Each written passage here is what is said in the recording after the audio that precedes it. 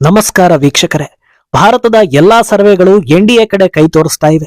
ಅಲ್ಲೊಂದೋ ಇಲ್ಲೊಂದೋ ಸರ್ವೆಗಳು ಕಾಂಗ್ರೆಸ್ಗೆ ಜಯ ಅಂತ ಹೇಳ್ತಾ ಇದ್ರು.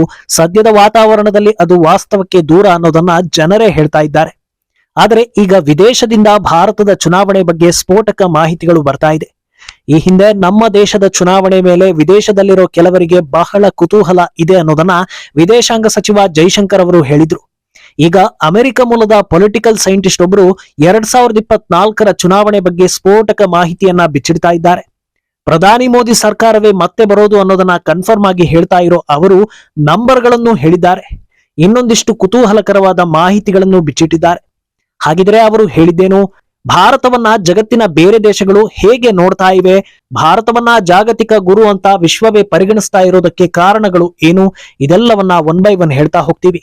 ಈ ವಿಡಿಯೋವನ್ನ ತಪ್ಪದೆ ಕೊನೆ ತನಕ ನೋಡಿ. ಅದಕ್ಕೂ ಮುನ್ನ ಮೀಡಿಯಾ ಮಾನ್ಸ್ಟರ್ ಚಾನಲ್ ಅನ್ನ ತಪ್ಪದೆ ಸಬ್ಸ್ಕ್ರೈಬ್ ಮಾಡಿ. ಅಮೆರಿಕ ಮೂಲದ political risk research and consulting firm Eurasia group ನ ಸಂಸ್ಥಾಪಕ ಇಯಾನ್ ಬ್ರೆಮರ್ 2024ರ ಚುನಾವಣೆಯ ರಿಸಲ್ಟ್ ಏನಾಗಬಹುದು ಅನ್ನೋದನ್ನ ಹೇಳಿದ್ದಾರೆ. ಎನ್ಡಿಟಿವಿ ಜೊತೆಗೆ ಮಾತನಾಡಿರೋ ಅವರು ಈ ಬಾರಿಯೂ ಪ್ರಧಾನಿ ಮೋದಿ ಸರ್ಕಾರ ಬರೋದು ಕನ್ಫರ್ಮ್ ಅಂತ ಹೇಳಿದ್ದಾರೆ. ಬಿಜೆಪಿ ಏಕಾಂಗಿಯಾಗಿ 295ರಿಂದ 315 ಸೀಟ್ಗಳನ್ನ ಗೆಲ್ಲಬಹುದು. ಇನ್ನೂ ಒಂದು ಸ್ವಲ್ಪ ಅಳೆದು ತೂಗಿ ಹೇಳೋದಾದ್ರೆ 305ರಿಂದ 310 ಸೀಟ್ಗಳನ್ನ ಗೆಲ್ಲಬಹುದು ಅಂತ ಅಭಿಪ್ರಾಯ ಪಟ್ಟಿದ್ದಾರೆ. ಬ್ರೆಮರ್ ಪ್ರಕಾರ ಈ ಬಾರಿ ಬಿಜೆಪಿ ಗೆಲುವು ಶತಸಿದ್ಧ ಆದ್ರೂ ಕಳೆದ ಬಾರಿಗಿಂತ ಈ ಬಾರಿ ಜಾಸ್ತಿ ವ್ಯತ್ಯಾಸ ಇರೋದಿಲ್ಲ ಅಂತ ಹೇಳ್ತಿದ್ದಾರೆ. 2019ರ ಚುನಾವಣೆಯಲ್ಲಿ ಬಿಜೆಪಿಗೆ 303 ಸೀಟ್ಗಳು ಬಂದಿದ್ವು. ಆದ್ರೆ ಈ ಬಾರಿ ಅದಕ್ಕಿಂತ ಒಂದಷ್ಟು ಸೀಟ್ಗಳು ಹೆಚ್ಚಾಗಲಿವೆ. ಆದ್ರೆ ತೀರಾ ದೊಡ್ಡ ಮಟ್ಟದ ಗೆಲುವೇನು ಆಗೋದಿಲ್ಲ ಅಂತ ಹೇಳ್ತಾ ಇದ್ದಾರೆ.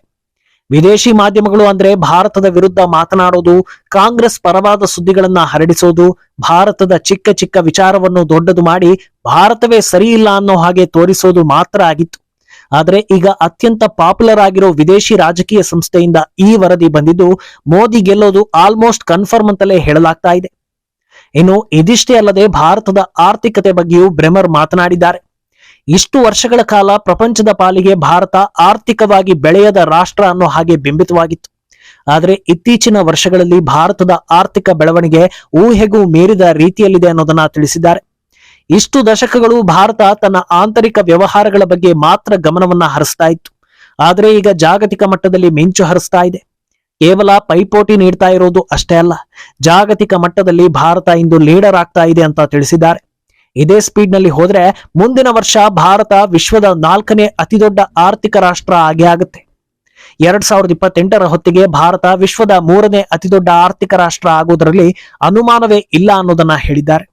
ಇನ್ನು ಇಲ್ಲಿನ ಚುನಾವಣೆಗಳ ಬಗ್ಗೆಯೂ ಮಾತನಾಡಿರೋ ಬ್ರೆಮರ್, ಭಾರತದಲ್ಲಿ ಪೋಲಿಂಗ್ ಸಿಸ್ಟಮ್ ಬಹಳ ಪಾರದರ್ಶಕವಾಗಿದೆ ಹಾಗೂ ವ್ಯವಸ್ಥಿತವಾಗಿದೆ. 3ನೇ ಬಾರಿಗೆ ನರೇಂದ್ರ ಮೋದಿ ಪ್ರಧಾನಿ ಆಗ್ತಾ ಇರೋದು ಭಾರತದ ಆರ್ಥಿಕ ದೃಷ್ಟಿಯಿಂದ ಪ್ಲಸ್ ಪಾಯಿಂಟ್ ಆಗಲಿದೆ. ಇನ್ನು ಮೋದಿ ಮತ್ತೆ ಪ್ರಧಾನಿ ಆಗ್ತಾ ಇರೋದು ಭಾರತದಲ್ಲಿರೋ ವಿಪಕ್ಷಗಳಿಗೆ ದೊಡ್ಡ ಸಂದೇಶ ನೀಡೋದರ ಜೊತೆಗೆ ಇಡೀ ಜಗತ್ತಿಗೆ ದೊಡ್ಡ ಸಂದೇಶವೊಂದನ್ನ ನೀಡಿದಂತೆ ಆಗ್ತಾ ಇದೆ ಅನ್ನೋದನ್ನು ತಿಳಿಸಿದ್ದಾರೆ. ಒಂದು ದೇಶದ ರಾಜಕೀಯ ವಿಚಾರ ಇಡೀ ವಿಶ್ವಕ್ಕೆ ಪ್ರಮುಖವಾಗುತ್ತೆ. ಯಾಕಂದ್ರೆ ಮುಂದೆ ಆ ದೇಶದ ಜೊತೆಗಿನ ಬಾಂಧವ್ಯ, ಗೆದ್ದು ಬಂದ ಪಕ್ಷದ ನಿಲುವು, ಪ್ರಧಾನಿ ಅಥವಾ ಅಧ್ಯಕ್ಷನ ಹಿನ್ನೆಲೆ ಇದೆಲ್ಲವೂ ಕೂಡ ಮುಖ್ಯವಾಗ್ತಾ ಹೋಗುತ್ತೆ. ಅದರಲ್ಲೂ ಸತತವಾಗಿ ಒಬ್ಬ ವ್ಯಕ್ತಿ ಪದೇ ಪದೇ ಆಯ್ಕೆಯಾಗಿ ಬರ್ತಾ ಇದ್ದಾರೆ ಅಂದ್ರೆ ನಿಧಾನಗತಿಯಲ್ಲಿ ಆ ನಾಯಕನ ಹಾಗೂ ಆ ದೇಶದ ವರ್ಚಸ್ಸು ಗಟ್ಟಿಯಾಗ್ತಾ ಹೋಗುತ್ತೆ. ಒಂದರ್ಥದಲ್ಲಿ ಹೇಳಬೇಕು ಅಂದ್ರೆ ಬಾಸ್ ಅನ್ನೋ ಹಾಗೆ ಆಗುತ್ತೆ. ಮೊದಲ ಬಾರಿ ಪ್ರಧಾನಿಯಾಗಿ ಆಯ್ಕೆಯಾದ ಬಳಿಕ ಮೋದಿ ಅದೆಷ್ಟೋ ದೇಶಗಳನ್ನ ವಿಸಿಟ್ ಮಾಡಿದ್ರು. ಸಂಬಂಧವೇ ಇಲ್ಲದ ಅಥವಾ ಹಳಸಿದ್ದ ಸಂಬಂಧವನ್ನ ಸರಿದೂಗಿಸೋದಕ್ಕೆ ಪ್ರಯತ್ನಿಸಿದ್ರು. ಪಾಕಿಸ್ತಾನ ಪದೇ ಪದೇ ಉಗ್ರರನ್ನ ಬಿಟ್ಟು ಭಾರತದ ಸೈನಿಕರು ಹಾಗೂ ನಾಗರಿಕರನ್ನ ಮಾರಣ ಹೋಮ ಮಾಡುತ್ತೆ ಅಂತ ಗೊತ್ತಿದ್ರು ಪಾಕ್ ಜೊತೆ ಶಾಂತಿ ಸಂಬಂಧ ಅಂತ UPA ಸರ್ಕಾರ ಓಡಾಟ ನಡೆಸ್ತಾ ಇತ್ತು. ಆದ್ರೆ ಇದಕ್ಕೊಂದು ಅಂತ್ಯ ತಂದಿದ್ದು ಮೋದಿ ಸರ್ಕಾರ. ಒಳ್ಳೆ ರೀತಿಯಲ್ಲಿದ್ರೆ ನಾವು ಒಳ್ಳೆ ರೀತಿಯಲ್ಲಿರ್ತೀವಿ, ಬಂದೂಕು ಹಿಡಿದ್ರೆ ನಮ್ಮ ಕಡೆಯಿಂದ ಮಿಸೈಲ್ಗಳು ನುಗ್ಗಿ ಬರುತ್ತೆ ಅನ್ನೋದನ್ನ ಮಾಡಿ ತೋರಿಸಿದ್ರು. ಅರ್ಥಾತ್ ಯಾವ ದೇಶದ ಜೊತೆಗೆ ಸ್ನೇಹ ಬೇಕೋ ಆ ದೇಶದ ಜೊತೆಗೆ ಸ್ನೇಹ, ಯಾವ ದೇಶದ ಜೊತೆಗೆ ವ್ಯವಹಾರ ಬೇಕೋ ಅಲ್ಲಿ ವ್ಯವಹಾರ, ಯಾರಿಗೆ ಸಹಾಯ ಬೇಕೋ ಅವರಿಗೆ ಸಹಾಯ. ಮೊದಲ ಹಂತದಲ್ಲಿ ಪ್ರಧಾನಿ ಮೋದಿ ನೇತೃತ್ವದ ಭಾರತದಿಂದ ಏನನ್ನ ನಿರೀಕ್ಷೆ ಮಾಡಬಹುದು ಅನ್ನೋದು ಉಳಿದ ದೇಶಗಳಿಗೆ ಅರ್ಥವಾಯಿತು. ಇನ್ನು 2ನೇ ಅವಧಿ ಅಂದ್ರೆ ಅದು 2019. ಪ್ರಧಾನಿಯಾಗಿ ಒಂದೇ ವರ್ಷಕ್ಕೆ ಕೋವಿಡ್ ಬಂತು. ಅದು ಇಡೀ ವಿಶ್ವಕ್ಕೆ ವಕ್ಕರಿಸಿದ್ರು. ತ್ವರಿತ ಗತಿಯಲ್ಲಿ ಚೇತರಿಸಿಕೊಂಡಿದ್ದು ಭಾರತ ಮಾತ್ರ. ಭಾರತದಲ್ಲಿ ಕೋವಿಡ್ ನಿಂದ ಯಾರು ಸತ್ತೇ ಇಲ್ಲ ಅಂತ ಹೇಳೋಕ್ಕಾಗಲ್ಲ. ಆದ್ರೆ ಭಾರತದ ಜನಸಂಖ್ಯೆಗೆ ಹೋಲಿಕೆ ಮಾಡಿ ನೋಡಿದ್ರೆ ಇತರೆ ರಾಷ್ಟ್ರಗಳಿಗಿಂತ ಇಲ್ಲಿ ಮೃತಪಟ್ಟವರ ಸಂಖ್ಯೆ ಬಹಳ ಕಡಿಮೆ. ಇದು ವಿಶ್ವದ ಕಣ್ಣರಳಿಸಿತ್ತು. ಅಲ್ಲದೆ ವ್ಯಾಕ್ಸಿನ್ ವಿಚಾರದಲ್ಲೂ ಕೂಡ ದೊಡ್ಡ ದೊಡ್ಡ ದಿಗ್ಗಜರಿಗೆ ಪೈಪೋಟಿ ಕೊಟ್ಟ ಭಾರತ ತಾವು ಮಾತ್ರ ಬಳಸೋದಲ್ಲದೆ ತಮ್ಮದೇ ದೇಸಿ ವ್ಯಾಕ್ಸಿನ್ ತಯಾರಿಸಲಾಗದೆ ಇತರರಿಂದ ಹಣ ಕೊಟ್ಟು ಖರೀದಿಸೋ ಸಾಮರ್ಥ್ಯ ಇಲ್ಲದ ದೇಶಗಳಿಗೂ ವ್ಯಾಕ್ಸಿನ್ ಅನ್ನ ನೀಡಲಾಯಿತು. ಇದು ವಿಶ್ವ ಮಟ್ಟಕ್ಕೆ ಭಾರತವನ್ನ ರಕ್ಷಕ ಅಂತ ತೋರಿಸ್ತು. ಇಂಥ ವಿಚಾರಗಳಲ್ಲಿ ವಿದೇಶಗಳಿಂದ ಭಾರತಕ್ಕೆ ಬಂದ ಟೀಕೆಗಳಿಗಿಂತ ಇಲ್ಲೇ ಇದ್ದವರು ಮಾಡಿದ ಟೀಕೆಗಳೇ ಜಾಸ್ತಿ. ಮೊದಲು ವ್ಯಾಕ್ಸಿನ್ ಹೊರಬಂದಾಗ ಇದು ದೇಹಕ್ಕೆ ಒಳ್ಳೆಯದಲ್ಲ ಅಂತ ಅಪಪ್ರಚಾರ ಮಾಡಿದವರು ಭಾರತೀಯರೇ. ಕೊನೆಗೆ ಕಾಂಗ್ರೆಸ್ ನಾಯಕರೇ ಈ ವ್ಯಾಕ್ಸಿನ್ಗಳನ್ನ ತೆಗೆದುಕೊಂಡ್ರು. ಎರಡನೇ ಅವಧಿಯಲ್ಲಿ ನಡೆದ ಉಕ್ರೇನ್ ರಷ್ಯಾ ಯುದ್ಧದ ವಾತಾವರಣ ಕೂಡ ಮತ್ತೆ ಭಾರತ ಹಾಗೂ ಪ್ರಧಾನಿ ಮೋದಿ ತಾಕತ್ತನ್ನ ತೋರಿಸಿತು. ಭೀಕರ ಯುದ್ಧ ನಡೆಯೋ ಜಾಗದಲ್ಲಿ ಯಾವುದೇ ಒಂದು ದೇಶದ ಯಾರೋ ಒಬ್ಬ ನಾಯಕ ಹೇಳಿದ ಮಾತ್ರಕ್ಕೆ ಕೆಲ ಗಂಟೆಗಳ ಕಾಲ ಯುದ್ಧ ನಿಲ್ಲುತ್ತೆ ಅಂದ್ರೆ ಅದು ಸಣ್ಣ ಪುಟ್ಟ ಮಾತಲ್ಲ. ಅಂದಹಾಗೆ ಆ ನಾಯಕ ನರೇಂದ್ರ ಮೋದಿ ಭಾರತೀಯರನ್ನ ರಕ್ಷಿಸೋದಕ್ಕೆ ಸ್ವಲ್ಪ ಅವಕಾಶ ನೀಡಿ ಅಂದಾಗ ರಷ್ಯಾ ಒಪ್ಪಿಕೊಳ್ಳೋದಕ್ಕೆ ಕಾರಣ ಭಾರತದೊಂದಿಗಿನ ನಿಜವಾದ ಸ್ನೇಹ, ನಂಬಿಕೆ. ದುರಾದೃಷ್ಟವಶಾತ್ ಭಾರತದ, ಅದರಲ್ಲೂ ನಮ್ಮ ಕರ್ನಾಟಕದ ಯುವಕ ಒಬ್ಬ ಯುದ್ಧದಲ್ಲಿ ಬಲಿಯಾದ. ಆದರೆ ಆತನ ಪಾರ್ಥಿವ ಶರೀರವನ್ನ ಅವರ ತಂದೆ ತಾಯಿಗೆ ತಲುಪಿಸೋ ಪ್ರಯತ್ನದಲ್ಲೂ ಗೆದ್ದಿದ್ದು ಪ್ರಧಾನಿ ಮೋದಿ ಸರ್ಕಾರ. ಇದಿಷ್ಟೇ ಯಾಕೆ, ಉಕ್ರೇನ್ ರೆಸ್ಕ್ಯೂ ಆಪರೇಷನ್ ವೇಳೆ ಪಕ್ಕದ ಪಾಕಿಸ್ತಾನದವರು ಕೂಡ ಭಾರತದ ಧ್ವಜವನ್ನ ಹಿಡಿದು ಬಚಾವಾಗಿರೋದನ್ನ ನೋಡಿದ್ದೀರಾ. ಅಂದಹಾಗೆ ಇದ್ಯಾವುದು ಕಪೋಲ ಕಲ್ಪಿತ ಕಥೆಗಳಲ್ಲ, ಬದಲಾಗಿ ನಡೆದಿರೋದು. ಆದ್ರಿಂದ ಪ್ರಧಾನಿ ಮೋದಿ ನೇತೃತ್ವದ ಭಾರತದ ತಾಕತ್ತನ್ನ ಇಡೀ ವಿಶ್ವ ನೋಡಿದಂತಾಗಿದೆ.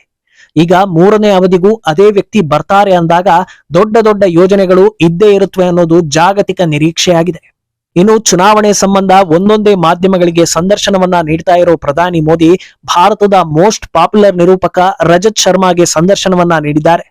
ಇಂದು ಆ ಸಂದರ್ಶನದ ನೇರ ಪ್ರಸಾರ ಆಗ್ತಾ ಇದ್ದು ಅದರ ಪ್ರೋಮೋ ಸಖತ್ ವೈರಲ್ ಆಗ್ತಾ ಇದೆ. ಅದರಲ್ಲಿ ಪಾಕಿಸ್ತಾನದ ವಿಚಾರದಲ್ಲಿ ಪ್ರಧಾನಿ ಮೋದಿ ಹೇಳಿಕೆ ರಿವೀಲ್ ಆಗಿದ್ದು ಮೂರನೇ ಅವಧಿಯಲ್ಲಿ ಪಿಕ್ಚರ್ ಅಭಿ ಬಾಕಿ ಹೇ ಅನ್ನೋದನ್ನ ಹೇಳ್ತಾ ಇದೆ. ಪಾಕಿಸ್ತಾನದಲ್ಲಿ ಉಗ್ರರು ಅಪರಿಚಿತರಿಂದ ಹತ್ಯೆ ಆಗ್ತಾ ಇದ್ದಾರೆ. ಇದರಿಂದ ಪಾಕಿಸ್ತಾನದಲ್ಲಿ ಕೆಲವರಿಗೆ ಕಳವಳ ಶುರುವಾಗಿದೆ. ಇದೆಲ್ಲದಕ್ಕೂ ನೀವೇ ಕಾರಣ ಅಂತ ಹೇಳ್ತಿದ್ದಾರೆ, ಹೌದಾ ಅಂತ ಕೇಳಲಾಗುತ್ತೆ. ಇದಕ್ಕೆ ಉತ್ತರಿಸೋ ಪ್ರಧಾನಿ ಮೋದಿ, ಹೌದು, ಪಾಕಿಸ್ತಾನದಲ್ಲಿ ಕೆಲವರಿಗೆ ಭಯ ಹಾಗೂ ಆತಂಕ ಶುರುವಾಗಿದೆ. ಅಲ್ಲದೆ ಅವರ ಈ ಸಮಸ್ಯೆಗಳಿಗೆ ನಾನು ಕಾರಣ ಅನ್ನೋದು ನನಗೆ ಗೊತ್ತಿದೆ ಅಂತ ಹೇಳಿದ್ದಾರೆ. ಆದ್ರೆ ಅದಾದ ನಂತರ ಮುಂದೆ ಹೇಳಿದ್ದೇನು ಅನ್ನೋದನ್ನ ರಿವೀಲ್ ಮಾಡಿಲ್ಲ. ಆದ್ರಿಂದ ಪಾಕಿಸ್ತಾನದ ವಿಚಾರದಲ್ಲಿ ಭಾರತ ಯಾವತ್ತೂ ಸೈಲೆಂಟ್ ಆಗೋದಿಲ್ಲ.